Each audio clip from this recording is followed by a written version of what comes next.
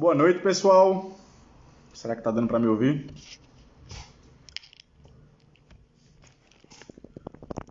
Deixa eu ajustar a câmera. Boa noite, Matheus Gomes, Marcelo Fera Salles, José Nilton Oliveira, Ricardo Oliveira. Bom, o pessoal já está entrando. Sejam muito bem-vindos todos. Respondam para mim, por favor, se o áudio tá legal, se estão conseguindo me ouvir bem. Boa noite a todos. Agradecer a presença de todos aqui. A gente vai hoje reeditar a live com o professor Fábio Carilli. Muito gentilmente nos atendeu para mais uma live, para a gente dar uma continuidade naquele bate-papo, né, com um tema diferente, mas uma continuidade naquele bate-papo. E, bom, agradecer ao professor Fábio Carilli, agradecer a quem está nos ouvindo e trazer sempre, obrigado pelo aviso, Pablo, e agradecer sempre a possibilidade de realizar isso aqui com vocês, né? Se não fosse por vocês, a gente não estava aqui agora nesse momento. Obrigado a todos. Bom, vou trazer o professor Fábio Carilli aqui para o bate-papo, para a gente já dar início. Já somos 30, segundo aqui as contagens do Instagram.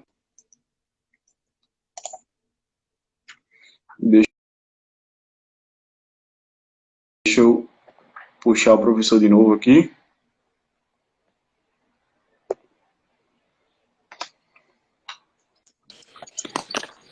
Opa, professor. Tudo bem? Boa noite. Tudo bem, boa noite. Como é que tá? Tudo bem? Bem, graças a Deus, tudo certo. Prazer estar falando com você mais uma vez. Eu que agradeço. Frio aqui em São Paulo hoje, temperatura caiu bastante, mas vamos que vamos. Pois é, curioso isso, né? Da última vez que a gente falou, estava no mundo árabe, e agora já está de volta no Brasil. Caiu Ainda bem que correu tudo bem. De 30 para 14 hoje, né? Lá estava na casa de 30, 33, agora aqui 14. Mas está tudo certo. Você está bem? Estou bem também, muito obrigado, professor, graças a Deus. Bom, pessoal, para quem tá entrando na live agora, a gente já está aqui presente, a gente vai dar continuidade àquela conversa que a gente teve na outra vez, com um tema um pouquinho diferente. O tema de hoje é como é que a gente aplica como é que a gente aplica os conceitos no jogo daquilo que a gente faz no treino. Essa é a ideia, que a gente troca uma ideia sobre isso. Por acaso, se alguém não conheceu o professor Fábio Carilli, que eu acho muito difícil, o professor Fábio Carilli, apresentando ele mais uma vez, né, campeão, identificado muito com a passagem pelo Corinthians, campeão no Corinthians de Mundial, de Libertadores, tricampeão paulista como treinador, campeão brasileiro como treinador, e hoje é treinador do Al Ittihad, que é um clube expoente dentro do contexto do mundo árabe, um clube que todo mundo conhece. E tem muitos brasileiros lá também que já passaram por lá, jogadores, treinadores, e nos atendeu gentilmente para que a gente dê continuidade àquele papo. Foi muito proveitoso, o feedback foi muito positivo. Bom, professor, já introduzindo o tema, eu gostaria de fazer uma pergunta para a gente abrir essa conversa, né? O futebol brasileiro, ele tem uma dificuldade de calendário hoje. A gente sabe que muito dos problemas que tem a ver com o modelo de jogo do treinador não é porque o modelo é bom ou ruim, porque sequer, muitas vezes, esse treinador teve a oportunidade de aplicar esse modelo no dia a dia de treino, né? Como é que desenvolve uma equipe dentro desse contexto de dificuldade? Boa pergunta, Rafael. Um abraço aí para todos que estão acompanhando aí a live. Além do calendário, depois que começa o campeonato, Rafael, além da dificuldade dos treinos, eu acho que o pior de tudo isso é você não ter pré-temporada, que a gente não tem pré-temporada, né? A gente vê as equipes da Europa aí que saem para torneios, fazem 5, 6 jogos e torneios. Eu lembro que eu assisti Paris Saint-Germain e Milan numa preparação de um torneio, né? A gente não tem, a gente tem 12 dias onde tem que cuidar da parte física, com jogadores chegando, e no Brasil é normal que as equipes recebam novos jogadores nesse início. E aí você tem 12 dias para iniciar o campeonato e já domingo, quarta, os primeiros jogos, uma preocupação muito grande para que esses jogadores não se machuquem, não tenha nenhuma lesão, né? Então, é um mistério, é uma aventura, é algo que a gente tem que estar atento o tempo todo, né? Mas a gente tem que estar esperto. Agora, depois que começa a competição, é difícil, hein? É muito difícil. O nosso país é um país muito grande, Você sai de uma temperatura muito quente lá de cima para muitas vezes. Já aconteceu isso eu no Corinthians, a gente jogar em Recife e de lá ir para o Rio Grande do Sul, uma diferença de 15 graus aí de pegar. Isso é muito problemático para os jogadores sem treinar. Então é uma dificuldade que a gente tem demais, e aí sim a importância da conversa, dos nossos analistas, no caso aí, deixar tudo preparado, porque a maioria dos jogos mesmo durante a competição é na base da conversa. Eu falei numa live esses dias, eu não sei se foi com você, Rafael, que muitas vezes eu fui com os jogadores de tênis só para campo, sem tocar na bola, posicionando eles e só na conversa, ó, ponto forte deles é aqui, ponto fraco é aqui que a gente tem que explorar, mas muitas vezes foi assim. E tem que ser, porque não tem muito o que fazer, né? Exatamente. É um contexto que é mais forte do que as forças do treinador nesse sentido, né? Ou seja, é algo que o treinador não consegue controlar. Eu acho que um aspecto interessante também, professor, e hoje eu estava ouvindo uma live do Luiz Castro, que é um treinador português do Shakhtar, que é o treinador do Shakhtar, que é português, e ele estava dizendo que chegou no Shakhtar e ele gosta de jogar com o extremo do lado esquerdo muito espetado lá, bem aberto, bem na amplitude, e o jogador que exercia aquela função quando ele chegou lá era o Tyson, né, o brasileiro Tyson, e é um jogador que baixa muito por dentro para receber bola no pé dos zagueiros, dos volantes. Ele não gosta dessa característica, mas ele percebeu durante o processo que se ele tentasse alterar isso do jogador, ele ia perder o jogador. E quando ele fala perder o jogador, não é perder no relacionamento, não, é perder no rendimento. Sim. E então ele teve que adaptar ali o modelo dele para encaixar o melhor jogador dele, entre aspas, né, ou um dos melhores jogadores da equipe, para não perder o cara. Então, como é que também lida com isso? Quando chega num clube novo, e às vezes tem um jogador que é bom jogador, é um jogador interessante, mas ele não exerce a função exatamente como o senhor gostaria. Sim, cara, isso é um desafio para nós. Por isso que eu gosto de falar, e muitos técnicos falam isso também, né? Procurar tirar o máximo das características do atleta, sem mudar as características do atleta, né? Você pode abrir a cabeça dele dentro das suas características. E muitas vezes você chega com uma ideia olhando de longe, né? Hoje é claro que isso está mais fácil, porque quando você vai para um time, você tem todos os dados, você já assistiu muitos jogos, você já sabe quem está lá, né? Você pode até tentar nos primeiros dias mudar uma situação para ver se dá um resultado, mas se não der, você foi sabedor que tentou e realmente não é aquilo que tinha que ser feito com aquele atleta. Mas é isso, cara, é uma busca constante de aprimorar. O Tyson é um jogador importante lá, um jogador que chegou aí para a Copa do Mundo, né? Um Exato. jogador que gosta de vir buscar a bola no pé, ele gosta de ter a bola para jogar, ele não é o jogador que gosta de buscar a bola em profundidade, de lançamento, né? E ele tentar isso com um jogador desse realmente vai ser difícil. O jogador vai ficar chateado porque ele gosta de ter a bola para jogar e fazer os outros correrem, né? E não ele correr para receber a bola. É um desafio. Então, por isso que é importante quando chegar, buscar tudo que esse grupo pode dar, tudo que esses jogadores podem te dar, e aí sim você trabalhar dentro daquilo, né? Não sair fora. É muito importante na chegada também num clube, Rafael, no meu modo de ver, você conhecer a história do clube, né? Cada um tem sua história e você colocar suas ideias dentro dessa história, né? Ideias que sejam novas, ideias que sejam mais arrojadas ou não, sei lá, cada um tem a cabeça de jeito de trabalhar, mas mudar muitas vezes um conceito daquilo que está implantado 20, 30 anos, e tem times que são assim, você precisa ter muitos cuidados. Perfeito, professor. A sua realidade hoje tem um quesito, na verdade, que é um quesito que pode atrapalhar a aplicação do modelo de jogo, porque ele sufoca ainda mais o calendário, que são as viagens, né? O senhor está colocado hoje na realidade em um país menor, onde as distâncias são mais curtas, então o desgaste com viagem é menor. Entretanto, no Brasil, as viagens, como o senhor mesmo citou, são muito diferentes, com condições climáticas muito diferentes. E qual a diferença entre o contexto que você está inserido agora e o contexto do Brasil em relação ao impacto que as viagens podem ter no calendário de treinos e na aplicação do modelo? Não, totalmente diferente. Lá nós jogamos a cada 7, 8 dias, então você se prepara para o jogo, você dá o descanso necessário, você recupera atletas, né, com alimentação e com tudo mais, com descanso, com um trabalho bem controlado. Então você dentro da sua ideia, dentro daquilo que você planejou como ideia de jogo. Eu não tive pré-temporada lá, eu já cheguei no meio da competição, né? Mas assim, já tive tempo de trabalhar com aquilo que eu quero. Se é no Brasil, você não tem ideia, você não tem, porque o treinador cai na quarta, você assume na quinta, treina na sexta, já tem um jogo domingo, quarta, então você tem que mexer muito pouco, né? Até para não trazer dúvida para os seus atletas, tentar arrumar aquilo que não estava dando certo, ser bem objetivo naquilo que você quer, o porquê que não está atacando e melhorar, tentar melhorar um pouco nessa questão de atacar, passar confiança para os atletas, porque dentro de campo você não tem muito o que fazer. Então, minha realidade hoje ela é muito diferente.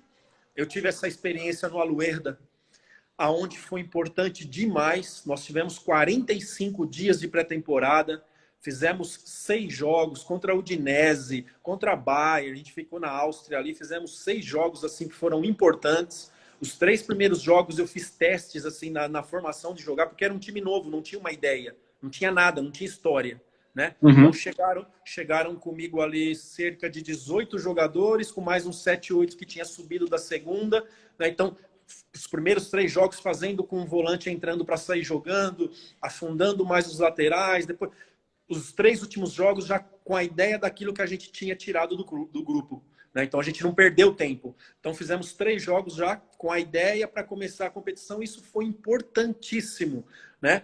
Então, tanto que era um time novo e a gente, quando eu saio de lá para voltar para o Corinthians, a gente estava em 4º lugar, né? Na frente de times grandes que nem o Shabab e o Ittihad lá, que são equipes grandes, estava na frente deles e isso mexeu muito, né? Tanto que a minha volta para o Ittihad tem muito a ver com o trabalho que foi feito no Aluerda, né? Foram lá, falaram com o presidente da época, com diretores, com os jogadores, e todo mundo foi muito positivo ao meu trabalho lá, e por isso o Ittihad me levou. Mas é isso, são realidades diferentes. Mas assim, algo que me incomoda muito ainda, Rafael, é a questão da pré-temporada, mais do que os jogos. Porque eu lembro que em 17 eu tive 32 dias de pré-temporada. Porque a gente estreou no Campeonato Paulista contra o São Bento no dia 4 de fevereiro. Né? Então eu tive janeiro inteiro para trabalhar. A gente foi para os Estados Unidos, fizemos 3 jogos. O time já chegou como time, os atletas como atletas. A gente conseguiu nesses 30 dias de trabalho, desde o primeiro dia já com um trabalho de bola, bem curtinho, mas já trazendo a ideia daquilo que a gente queria, daquilo que o Corinthians sempre fez nos últimos anos.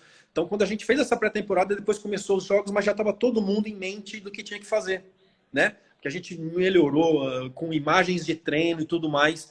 Então, se você tiver uma boa pré-temporada,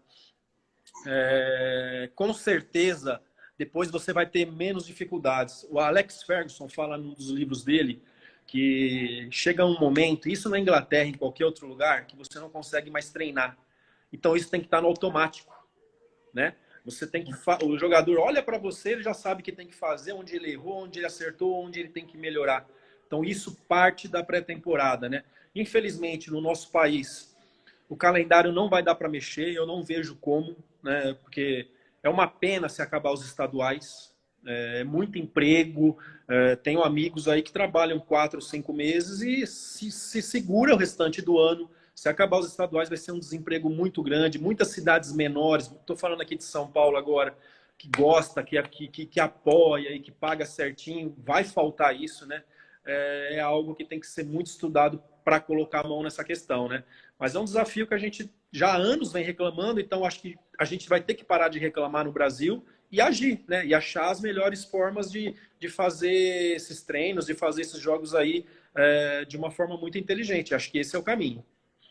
Concordo, professor. E em relação aos estaduais, acho que é um ponto interessante para que a gente comente aqui, é que não é simplesmente acabar com os estaduais, né? Se essa ideia for para frente, que eu espero que não vá, conseguir estabelecer um calendário novo para esses clubes que têm como principal calendário estadual, né? Além do que, existem campeonatos estaduais que, de fato, eles são mais desgastantes para os clubes no decorrer do ano, porém, isso também traz lastro para a equipe, né? Isso também traz uma vivência diferente para a equipe entrar em competições maiores. A Federação Paulista é reconhecida por ter divisões inferiores, inclusive, com um nível de competitividade mais alto até que campeonatos de primeira divisão de outras federações. E será que isso tudo não presta? Será que a gente vai jogar tudo isso fora? Não sei se é esse o caminho. Vou pegar um gancho.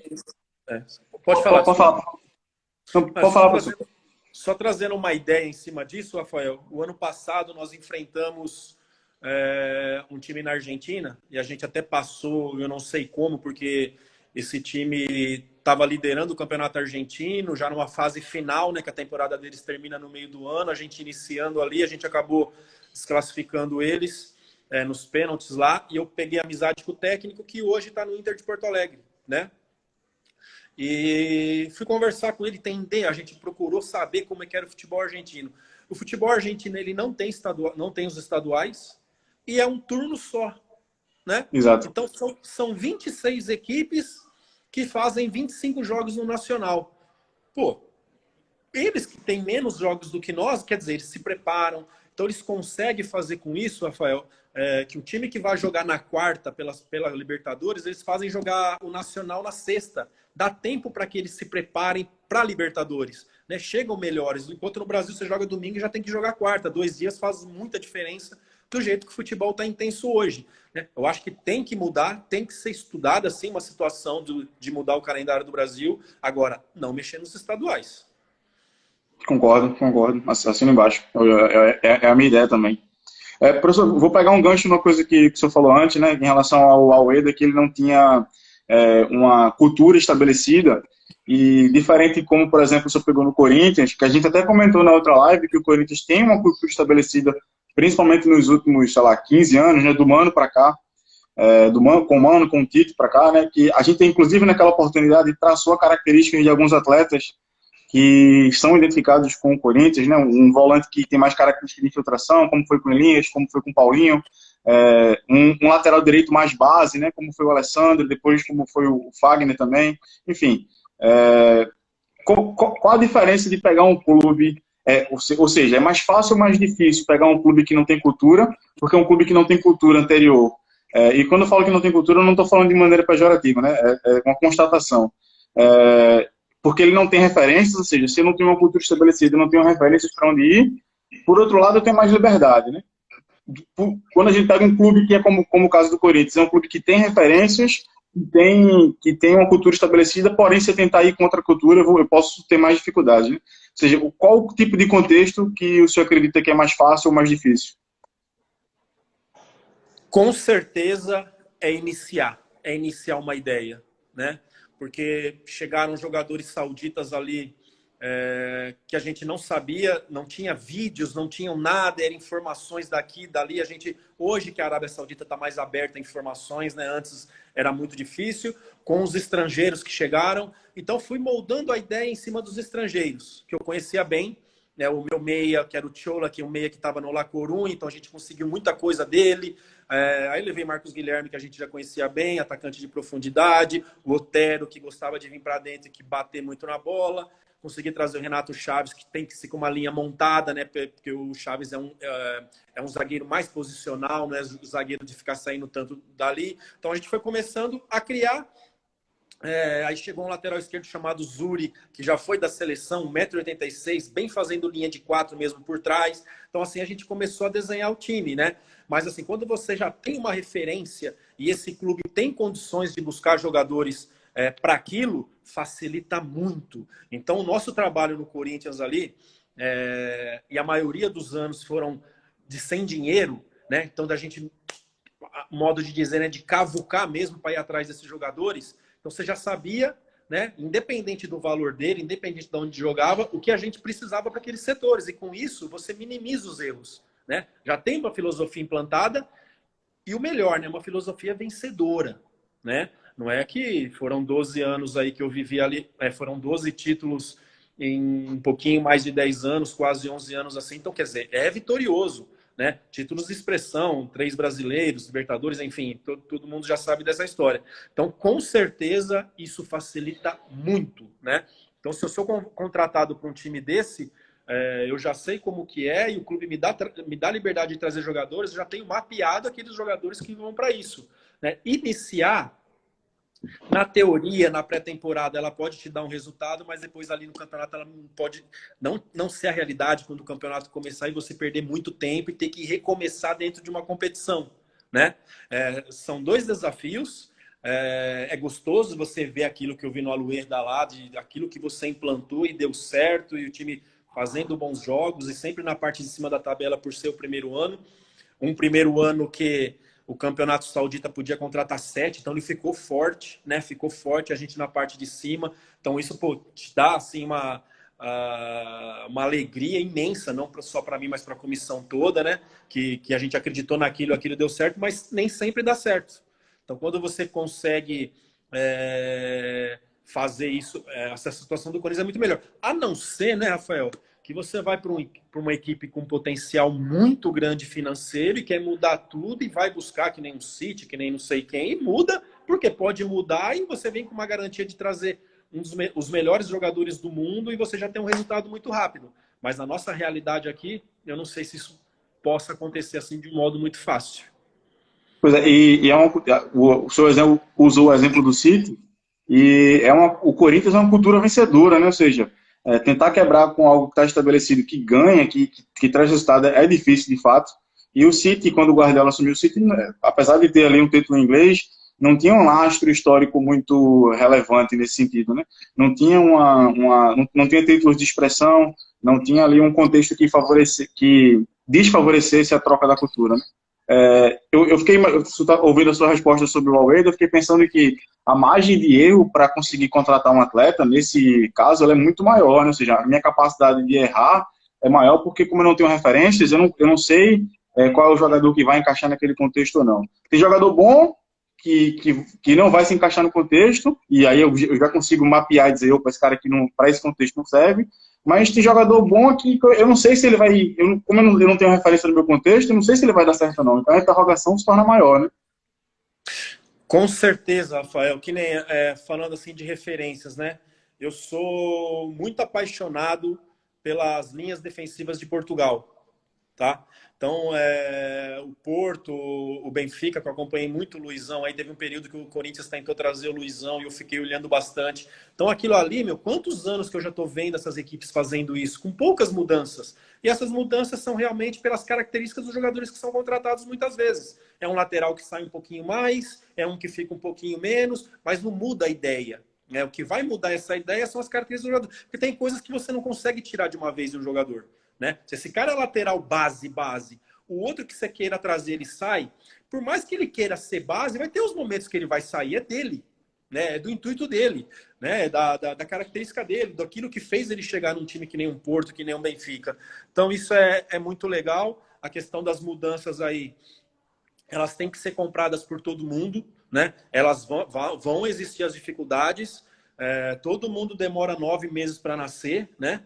Não é fazer 30 cabeças aí, 11 cabeças, 30 cabeças de um elenco já em 10, 15 dias, um mês, 3 meses, achar que tudo vai ser a mil maravilhas, né? A gente tem que ter muito cuidado. É válido sim as mudanças tentarem, sim, mas que todo mundo tenha muita paciência. Você sabe que não vai ter paciência de imprensa e de torcida, né? Isso aí é porque é paixão e a imprensa também muitas vezes tem seus interesses e tudo mais, né? Mas assim, quem está envolvido no processo, diretorias, atletas e comissões, esse tem que estar fechado e acreditar que pode mudar sim, né? Mas é claro que requer um tempo muito grande para isso.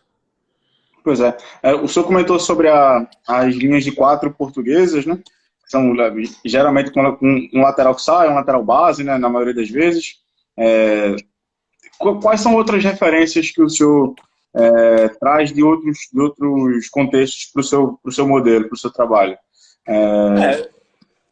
Desculpa, pode falar. É isso. Então, Rafael, eu tive 2 profissionais que eu trabalhei durante muito tempo, né? Como auxiliar, que foi o Mano e que foi o Tite, que vem muito com a ideia italiana, que ela foi implantada no Corinthians e só dei seguimento, né? Tive um técnico bem novinho ainda, que já tinha muito essa ideia, e eu trabalhei com ele em 96 no Paraná Clube, que é o Antônio Lopes. O Antônio Lopes já tinha esse cuidado de cuidar, né? Para mim, do que eu vi, do que eu trabalhei, ele já era muito avançado para a época, em 97. Eu jogando de lateral esquerdo foi importantíssimo saber fechar, cobrir zagueiros e tudo mais. Com 22 para 23 anos eu aprendi isso com ele. Então, foram as minhas referências que eu trouxe para o Corinthians. Aqui no Aluerda eu já faço completamente diferente, né? É um time que eu tenho jogadores... então eu jogo com o Romarinho e o Boni. Hoje eu estou jogando assim num 4-1-3-2. 4-1-3-2. 4-1-3-2, né? Então é algo que eu gostava. Muitas equipes da Argentina fazem isso, né? Tipo o River sobe com jogadores assim para marcar. Eu achava aquilo muito interessante. Chegamos lá no Alueda, eu vi que dava para fazer isso, eu implantei, já fizemos isso contra o Hilal no meu primeiro jogo lá na casa do Hilal. A gente perdeu de 1-0 nos minutos finais, mas foi um jogão. O time se comportou muito bem. Então, pelas características dos jogadores, eu nem sei se isso era uma ideia do Ittihad, porque eu não sei se o Ittihad também tem ideias, né? É um time que nos últimos 3 anos aí trocou muitos jogadores e muitas comissões, né? E isso é um problema muito sério, né? Principalmente de atletas, mas foi o que a gente viu ali, jogadores que faziam uma transição defensiva muito boa. Tem um zagueiro canhoto ali que é muito rápido, é um absurdo, ele era lateral, veio para dentro, que é o Randan.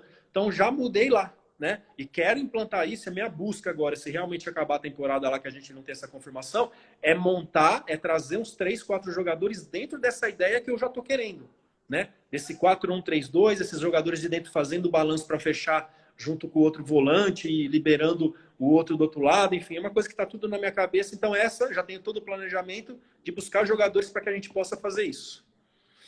Show de bola, professor, show de bola. E quando vocês vão atrás desse jogador, quando vão em busca do jogador, olham para o mercado e começam a mapear, o nível de entendimento do jogo do atleta conta nesse sentido?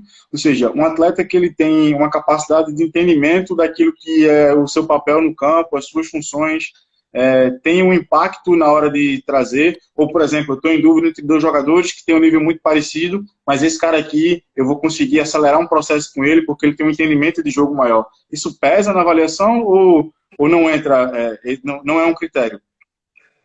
Pesa sim, Rafael. Eu sou muito cauteloso com algumas coisas, né? Além de tentar buscar informações com técnicos que trabalharam com esse profissional, com jogadores, amigos que muitas vezes você tem que já trabalhou com esse profissional, eu gosto muito de olhar os jogos. Momento que está perdendo, momento que está ganhando, momento de jogos mais fáceis, momentos de jogos mais difíceis, que é mais ou menos parecido com a questão do pênalti, né? O pênalti, na hora da pressão, dificilmente o jogador muda. Então é diferente o pênalti do 0-0 e do pênalti que já está 2-0 e o cara vai lá bater, né? O cara vai, muda, está mais relaxado. Normalmente o último pênalti de uma decisão ou um pênalti de um jogo muito pegado, dificilmente o jogador muda. Então também, para isso eu trago nas avaliações, né?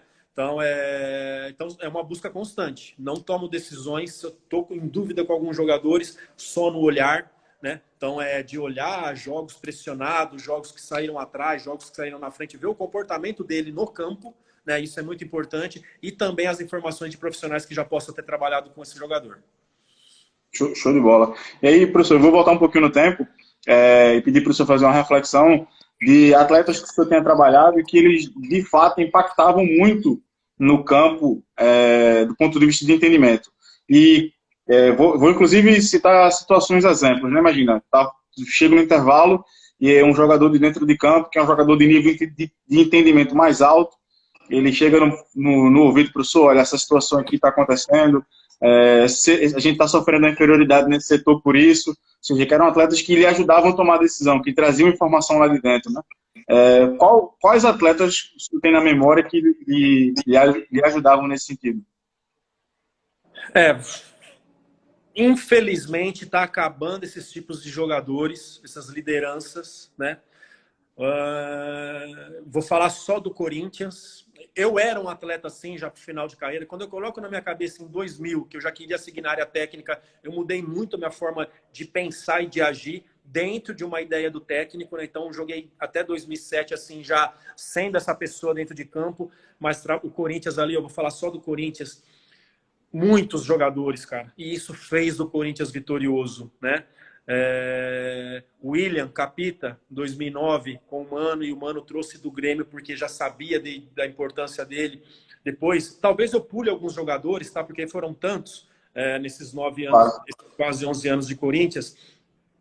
Depois, no meio de 2009, chega um cara muito inteligente que, graças a Deus, está no meio do futebol, que é o Paulo André, que hoje é diretor-gerente do Atlético Paranaense.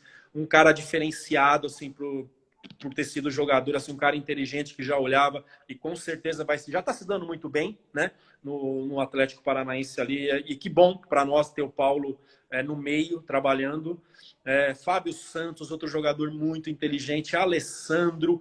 Então, são jogadores... E uma coisa assim que eu aprendi com todos esses técnicos, tá, Rafael?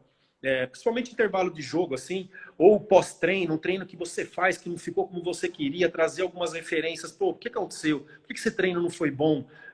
Será que dá pra gente insistir nisso ou dar um passinho para trás? Então, esse diálogo ele é constante. Então, você tem que ter algumas referências, né? Então, Fábio Santos, Paulo André, William, Paulinho. Muitas vezes os jogadores não chegam assim num lugar, né, só porque é bom. É porque também tem que ter muito entendimento, né? Então, você pega Jorge Henrique, que não era de falar, mas nas atitudes deles assim, muitas vezes, professor, posso ir jogar do outro lado? Né? De achar que o outro lado, para as características dele, seria melhor, de compensar para que Dentinho ficasse mais perto. Então, isso é muito importante. Eu tive comigo Balbuena, Cássio, Fagner, Arana, apesar de menino, vinha e falava com você, professor, o que você acha disso? Claro que a decisão é minha, né? E eu tenho que escutar, absorver todas as informações depois. Mas ele falou isso, reuni com a minha comissão, esse atleta falou isso, será que é importante? Será que não? E muitas vezes a gente mudou, sim, com ideia de jogadores. E o técnico hoje tem que ser assim, é o meu modo de pensar. Porque ali dentro de campo, o atleta traz algumas coisas que de fora você não consegue ver. Então é importante você ter algumas referências. É importante também, Rafael, você não ficar focado só nesses 3, 4 jogadores, porque pode criar um ambiente ruim de ciúmes. Então, de vez em quando, você traz um outro, mesmo que não fale nada, mas só para te trazer para a importância da conversa, né? Você tem que estar muito antenado com isso daí. Pô, o técnico só fala com aqueles 3, né? Sempre deixar a porta aberta, mas você precisa ter muito cuidado para que não crie esses ciúmes. Show de bola, professor, show de bola. Na outra live, o senhor comentou uma coisa interessante, que eu me recordei agora, que o senhor não aplica nada em campo que nunca tenha treinado. Porque, inclusive, se der errado, você de alguma maneira perde ali o grupo, né? Perde a confiança dos atletas. Então, qual tipo de metodologia o senhor mais gosta para treinar, para aplicar o seu modelo, né? Para conseguir fazer com que suas ideias que foram treinadas sejam postas em campo? Eu gosto sempre de ir crescendo a cada momento, assim, Rafael. Eu tenho feito muitas lives, até gosto de fazer lives assim, diferente de fazer com imprensa, com repórter, porque a gente troca e faz com que eu cresça também. Você hoje trabalha, né, no meio, na captação, enfim, parabéns, é um trabalho muito interessante, mas eu tenho comigo que você tem que ir por calma. Eu acho que se um técnico chegar num clube e querer fazer tudo de uma vez, para mim ele não faz nada, no meu modo de pensar, né? Então eu venho com a parte defensiva assim, depois saindo dessa parte defensiva para uma transição, passando pelo meio de campo, né? Para daqui um pouquinho você chegar lá no ataque. Por isso que a pré-temporada de 2017 ela foi muito importante para mim. Que nos 3 jogos eu fui crescendo, eu cheguei para a competição pronto, basicamente. Né? Com poucas coisas para arrumar e cada jogo foi me mostrando aquilo que eu tinha que melhorar dentro das dificuldades do adversário. Então, o meu modelo de trabalho não se preocupar com ninguém, sim, só com o meu time, não se preocupar com adversário nenhum. Primeiro, cuidar de mim, né? E depois ajustar de acordo com os adversários. Um pouquinho mais aqui, 3 passos para lá, 4 para cá, ajustar, mas não mudar daquilo que eu treinei, daquilo da minha ideia. E sim, Rafael, se aquilo que você treinou não está dando certo, é aquilo que você treinou que garantia que você vai ter de dar certo, né? Então, é muito importante também hoje você sofrer um pouquinho. Muitas vezes, 2, 3 minutos que você perde do controle do jogo, acha que está tudo errado e muda e fica pior ainda. Não, calma, deixa o jogo mostrar, deixa o jogo se ajustar, né? É muito importante ter essa paciência, foi algo que eu aprendi também nesses anos todos aí como auxiliar. Show de bola, professor. Falar um pouco também, aproveitar aqui a oportunidade para também falar um pouco sobre o seu modelo, como foi no Corinthians, né, como algumas tomadas de decisão, que eu acho que é interessante para o pessoal que está assistindo a gente, sempre uma curiosidade. Me lembra uma coisa que a gente também conversou na outra live, sobre como o casamento entre a sua dupla de centrais, né, a sua dupla de zagueiros, deu muito certo no Corinthians campeão em 2017. E o senhor comentou agora há pouco que o Renato Chaves, quando o senhor teve a oportunidade de trabalhar com ele no Huawei, era um zagueiro mais posicional, um zagueiro que funcionava melhor na linha de 4 montada. As suas equipes têm como característica, principalmente em bloco médio, muita pressão na bola, né? É muito difícil o adversário conseguir entrar no bloco, ele conseguir jogar em corredor central, porque tem sempre muita pressão na bola, né? Ele pode até circular, ter algum conforto para circular a bola com os zagueiros, mas ele não vai conseguir entrar nesse momento. E essa espinha dorsal, vou chamar assim, essa estrutura de corredor central é sempre muito forte, é de jogo muito físico, muito pressionante. Esse é um critério que o senhor utilizou para montar aquele time de 2017. É um critério que o senhor tem nas suas equipes hoje também, essa capacidade do jogador ser pressionante e continuar sendo pressionante. E só para completar, eu me lembro que, por exemplo, para pegar um jogo muito recente em que esse assunto foi tema, em que esse assunto foi pauta, né? A final da Libertadores, Flamengo e River, comenta-se, né, fala-se que no intervalo o próprio Jorge Jesus falou, olha, eles estão sendo extremamente pressionantes em bloco alto, eles não vão conseguir terminar o jogo assim. Fisicamente eles não vão conseguir. Mas a gente via naquela sua equipe do Corinthians, não sei se pela diferença de altura do bloco, era uma equipe que jogava mais em bloco médio, era pressionante os 90 minutos, né? E até teve uma oscilação de rendimento durante a competição, e se calhar tem a ver também com isso, né, com esse desgaste, por ser muito pressionante. É um critério que isso estabelece no seu modelo de jogo? Independente da formação, eu acho que é muito importante o perde-pressiona hoje no futebol, né? Não é logo que perder a bola já está ali, porque hoje a gente trabalha muito em cima de compactação, então normalmente você está perto, né? 30 metros a gente costuma querer, a gente costuma falar em cima de 30 metros. Em 2017 eu consegui fazer isso, né? O Jô vinha, baixava bem na hora de marcar, a gente subia bem a linha lá em cima. Isso é uma ideia do Corinthians, né? Uma ideia que os jogadores que chegaram ali encaixaram para que isso desse continuidade. Foi, assim, um achado muito importante. Eu sabia da qualidade do Pablo, mas não imaginava que fosse dar tanto resultado. Foi também, assim, uma vitória muito grande para nós, para o Corinthians e para nós como comissão, a resposta que o Arana e o Maicon deram, né, dentro dessa ideia, com o Romero, que já tinha isso do perde pressiona, com o Jô, que já vinha da Europa com essa ideia. Então, foi algo assim que... O Arana e o Maicon já nasceram no Corinthians, já sabia que era assim. O Jô já tinha passado, o Romero já tinha alguns anos. Então, o Gabrielzinho, que Botafogo, Palmeiras, já tinha isso também. Então, dentro das características dos jogadores, isso ficou fácil de implantar, porque já era um pouquinho deles todos. E a relação de ter caído ali no começo do segundo turno é algo assim que a gente não sabia o porquê. É algo que... Os treinos continuavam intensos, a gente monitorando todos eles e continuava com a mesma qualidade de trabalho nos treinos ali, mas a gente perdeu o foco e nós era um time que tinha que estar muito focado, né? E quando eu falo perder o foco, começaram muitos interesses, Rafael, em cima dos nossos jogadores. É natural que você perde um pouco, né? Maicon, vai pro Shakhtar em janeiro ou não?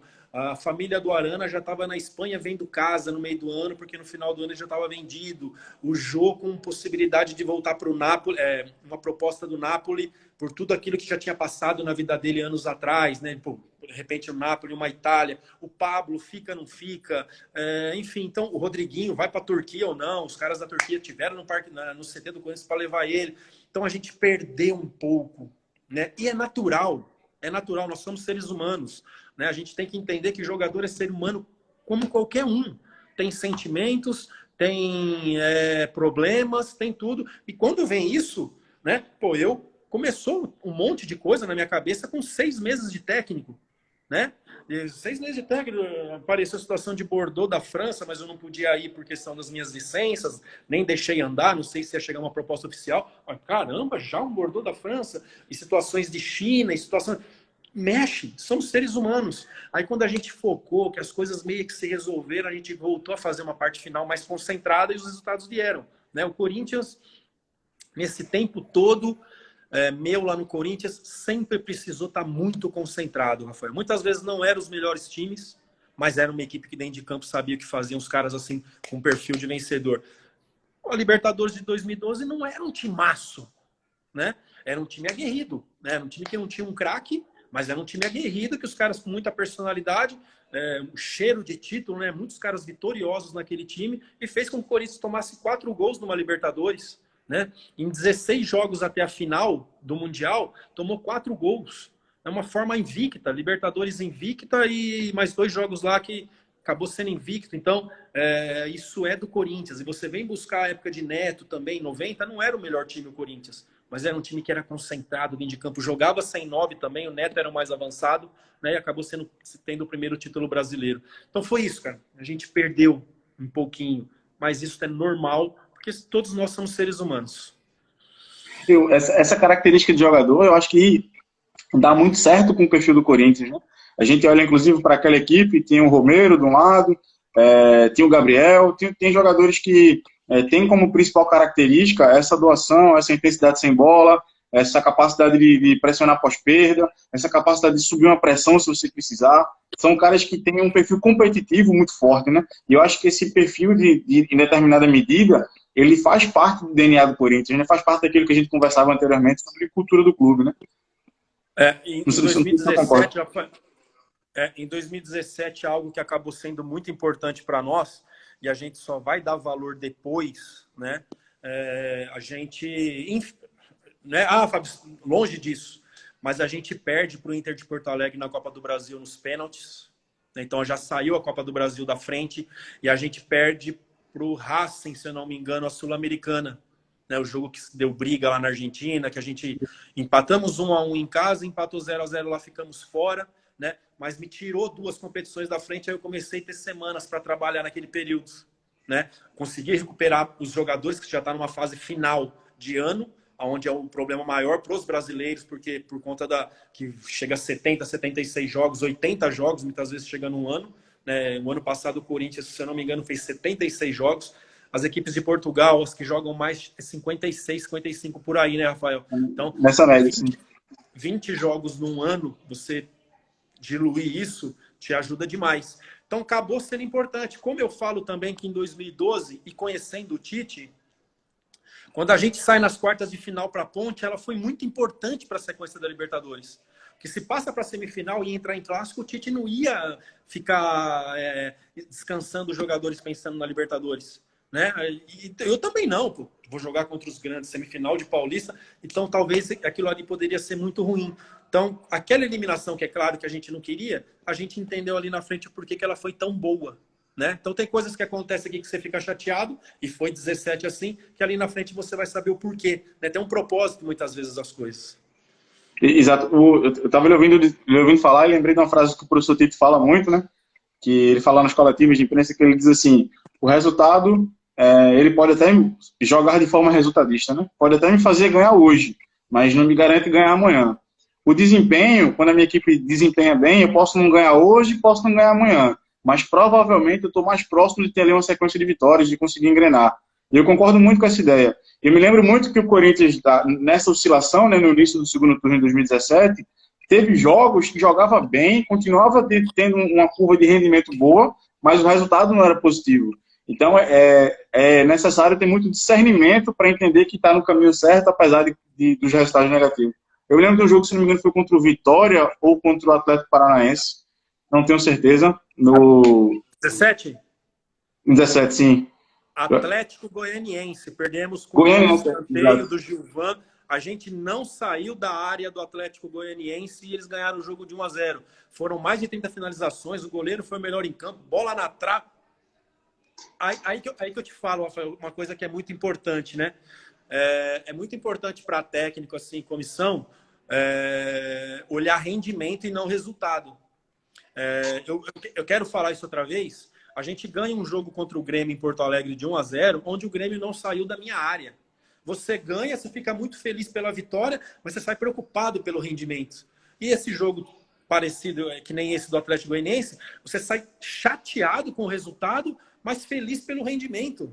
São coisas assim que a gente tem que ter muito cuidado. Então, ganhou, parece que está tudo bem? Não. Perdeu, parece que está tudo errado? Não. Então, a gente tem que ter muito cuidado em olhar resultado. Né? Resultado, muitas vezes, ele te engana, e engana muita gente. Né? Então, muitas vezes, ter sabedoria nisso é um passo importante para a sua vitória ali na frente. E muitas vezes uma situação como essa pode tirar a confiança do jogador, né? Aquilo que você falou, o jogador já está com a mente abrindo para outros horizontes, né? Já está chegando proposta. E aí ele ainda se doa 100%, rende bem, não ganha, isso pode ser um motivo a mais, inclusive, para tirar o cara do foco, né? Para tirar o cara daquilo que é o objetivo final, né? E aí, Rafael, em cima disso, você quer mudar a forma de jogar, atrapalha mais ainda. Né? Aquilo que me deu tanto certo no Campeonato Paulista, que a gente fez um Campeonato Paulista bom, mereceu ser campeão, aquilo que te fez o primeiro turno, será que tudo aquilo ali tá tudo errado? Não, espera aí. Pô, já tá tendo todos esses problemas. É claro que na época eu não sabia que eram esses os problemas, né? Eu, primeiro ano, eu fiquei um pouco assustado. Onde que a gente tá errando? Será que o erro é aqui? Ou é o que tá acontecendo por fora, né? Então, pô, todos esses problemas, resultado não vem, rendimento bom, e você vai e muda aquilo que os jogadores já tinham confiança para fazer, pode te trazer muito mais problemas. Só entrando nesse assunto rapidinho, eu como jogador, eu tive muitos técnicos que faziam 30 dias de pré-temporada no interior de São Paulo, né? Muitos técnicos. E trabalho legal, trabalho direcionado. Aí ia pro primeiro jogo, muitas vezes você pegava o melhor time da competição e perdia. Isso no domingo. Aí pro jogo na quarta, ele só ia até a terça para treinar, que é a segunda recuperação. Já mudava tudo. E o que ele fez em 30 dias não valeu nada? Né? Exatamente. Então, aí os jogadores começaram a olhar, pô, porque perder um jogo vai mudar, um jogo que foi bom, a gente perdeu, faz parte de perder. E o que foi feito em 30 dias? Então a gente tem que ter muito cuidado, que perdeu a confiança do atleta tem tudo para dar errado. Me fez raciocinar sobre uma pergunta, professor. Seguinte, depois de uma pré-temporada, como por exemplo o ano da Florida Cup, o ano que vocês tiveram, foi 17, né? O ano que tiveram 30 e tal dias de pré-temporada. Prefere pegar um adversário em competição mais forte para pôr logo à prova as ideias que foram trabalhadas em pré-temporada? Ou prefere pegar um adversário no nível mais baixo para confirmar o que foi trabalhado em pré-temporada? Rapaz, olha, pensando rápido aqui, Rafael, eu já prefiro um forte, né?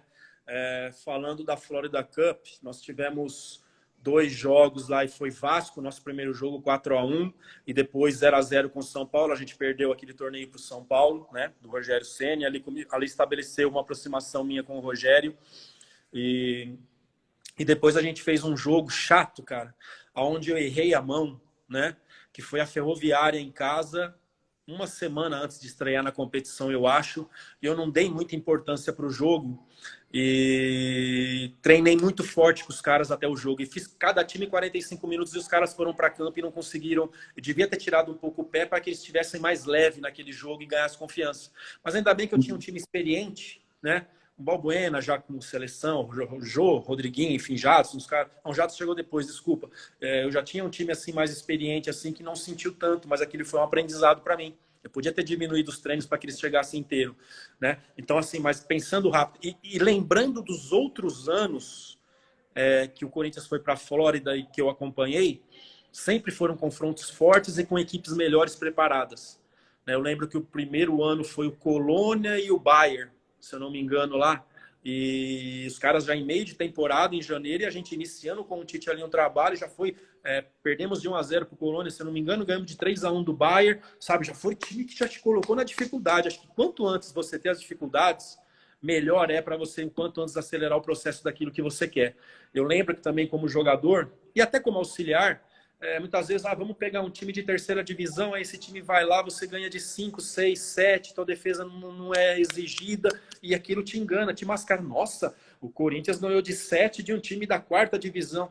Sabe, é uma vitória assim, sem contexto nenhum. Então é importante, já por isso que eu gosto das equipes da Europa, tá? Por isso que eu gosto da forma de pré-temporada da Europa, que aconteceu comigo no Alueta, né? Você vai lá, já vai para a competição. É Milan com Paris Saint-Germain, foi o primeiro jogo de um ano. Mas... Então já vai, meu, ali que você já põe as dificuldades e aquilo que você quer arrumar o quanto antes melhor. O quanto antes você saber o que sua equipe precisa é melhor, cara. Eu não tenho dúvidas disso.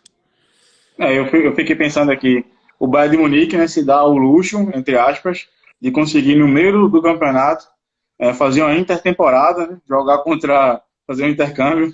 Isso no Brasil é inimaginável, né? O Campeonato Brasileiro, eu estava fazendo as contas aqui, são 7 meses e meio, né?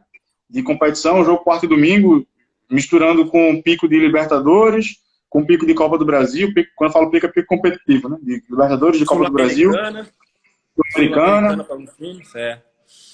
São clubes ali que já vieram, o Campeonato Brasileiro começa em maio, né? São clubes que já vieram ali de 1 abril, muitas vezes com decisão de competição, ou seja, onde o pico competitivo já tem que estar ali também, é o pico de rendimento. E na Europa não, né? Na Europa são menos jogos diluídos em mais tempo, né?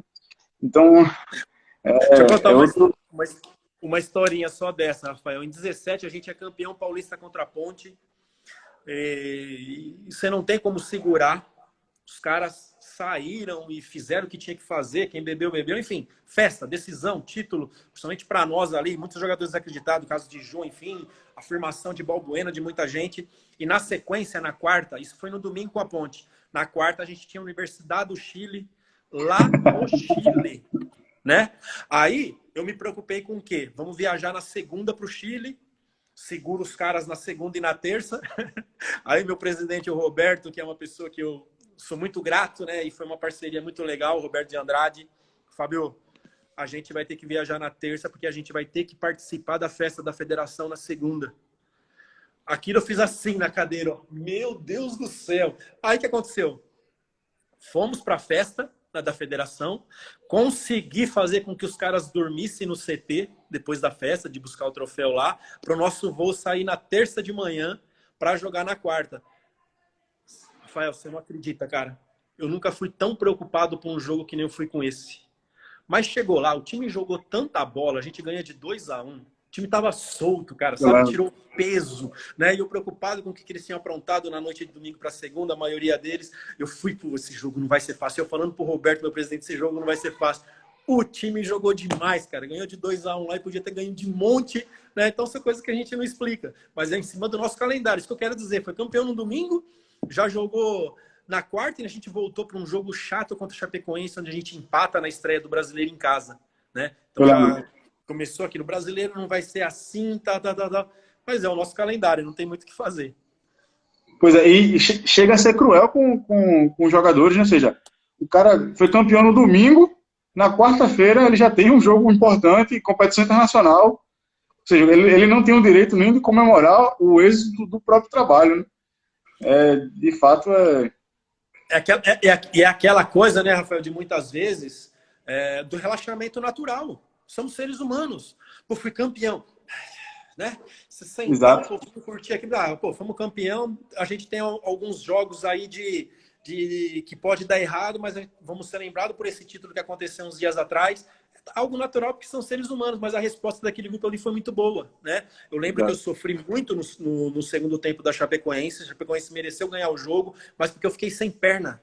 Né? No jogo na Arena, primeiro tempo 1-0, gol do Jô, depois eles empataram no segundo tempo e comandaram o jogo em cima das nossas condições, das nossas viagens, Argentina, título e tudo mais, né? Mas a gente sabia que estava no caminho certo ali. Exato. Bom, pessoal, quem estiver assistindo a gente só tem mais 7, 6 minutinhos. Eu vou abrir aqui para algumas perguntinhas que sejam relacionadas com o tema, né? Então, Rafael, antes de continuar, eu quero te dar os parabéns. É muito bom conversar com você, viu, cara? Mais uma vez aí, que legal essa conversa, tá? Obrigado, professor. Eu que agradeço a sua disponibilidade. Né? Já me atendeu na primeira vez. Está me atendendo de novo agora. Só que a próxima eu vou cobrar, tá? Fique esperto. Em euro. Pode deixar. A gente toma um vinhozinho do Porto aqui, depois de um café aqui no Porto. Fechado. Estou esperando sua visita aqui. Opa, isso é um prazer. O Gimerson Fragoso, 89, faz uma pergunta que é: qual é o traço mais marcante do Carille, o traço mais marcante da liderança do Carille para com os atletas e no clube? Traço mais marcante, cara, vamos ver se eu acho que é olhar no olho de todo mundo, é dar a mesma atenção para todo mundo, né, nessa questão de gestão. Eu falo que 60%, 70% do sucesso de um time é a gestão, né? Se não adianta você ir para campo com bons trabalhos, com tudo direcionado, se a sua gestão ali atrás não for legal, né? Então, acho que é o que eu aprendi, é o meu jeito de ser também, não é eu querer copiar os outros e achar que vai ser a mesma coisa, é porque eu sou assim, né? Mas acho que a questão da gestão mesmo, do olho no olho, é muito importante isso no dia a dia. Perfeito, professor. O José.Newton.Oliveira pergunta: quando o extracampo mata as ideias e métodos e confiança, qual o plano B? Existe um plano B? Ou seja, acho que quando ele fala extracampo, professor, acho que ele está falando de tudo, né? Tanto do extracampo, o termo que a imprensa utiliza, extracampo, para quando o atleta vai para a noite, etc., como extracampo em situações familiares, né? Um pai que está doente, uma situação assim, né?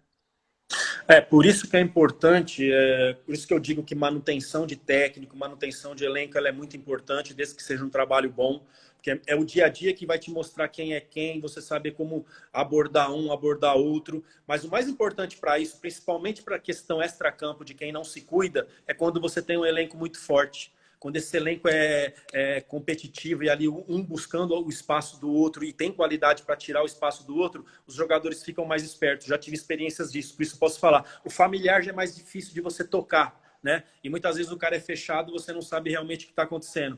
Mas o extracampo da noite, daquilo que você fica sabendo, que não tem como não saber, isso daí, quando você tem um grupo. Agora, quando o cara está acomodado, que não tem uma sombra para ele, o cara vai continuar saindo e sabe que mesmo ele mal vai ser melhor do que o outro, não vai te dar tanta importância e o técnico fica amarrado em tirar, né? Mesmo ele tanto fazendo tudo isso daí, ele é melhor do que o outro. Como é que eu vou tirar? É um desafio muito grande para nós também. Show de bola, professor. O Vitor Bueno pergunta: o técnico se adapta aos jogadores ou os jogadores que se adaptam ao técnico?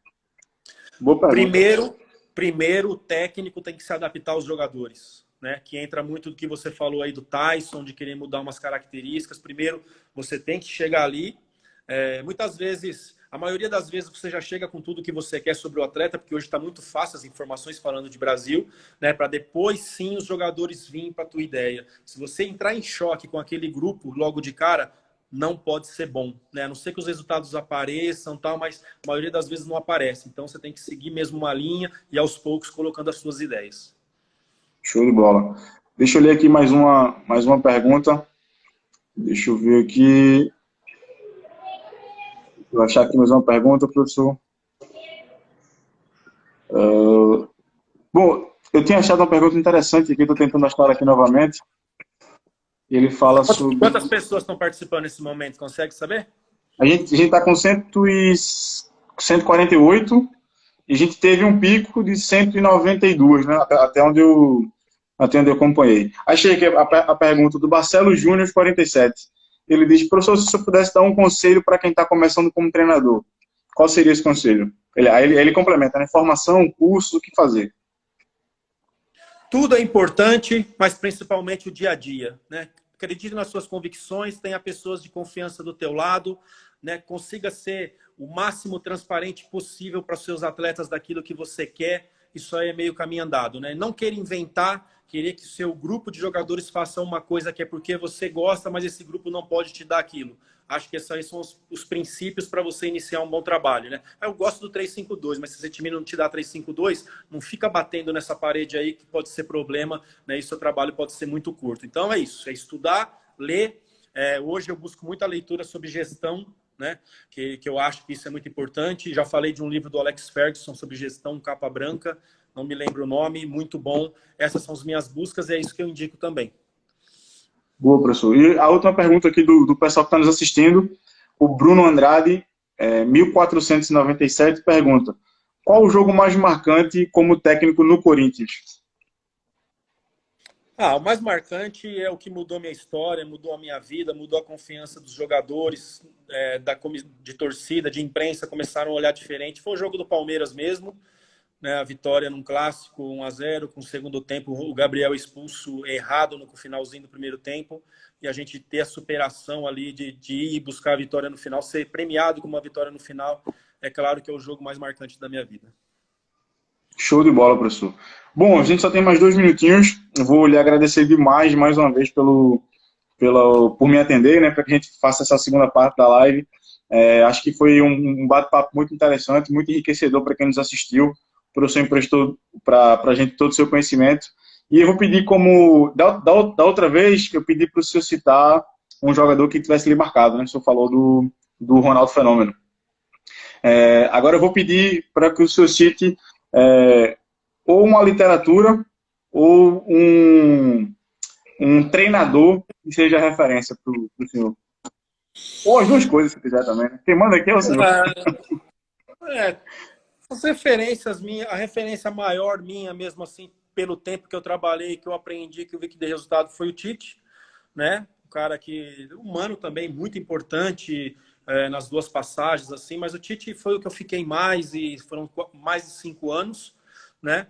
Então é quem me espelho mesmo na forma de lidar, na forma que eu aprendi muita coisa. Ele com o Mano foram as pessoas assim que mais me deu abertura para participar das coisas. Os outros também deram, mas foi curto o espaço, né? Então, de criar ideias, de criar modelos, de criar formas, de criar situações para o jogo. Então, acaba sendo a minha maior referência mesmo. É claro que a gente olha muito para fora do país, né? O Guardiola é uma referência, claro que é, mas não é a nossa realidade, né? Acho que é muito importante também você ter referências dentro da sua realidade, dentro das nossas mudanças, saber como se comportar. Quantos jogadores passaram esse período aí do Tite?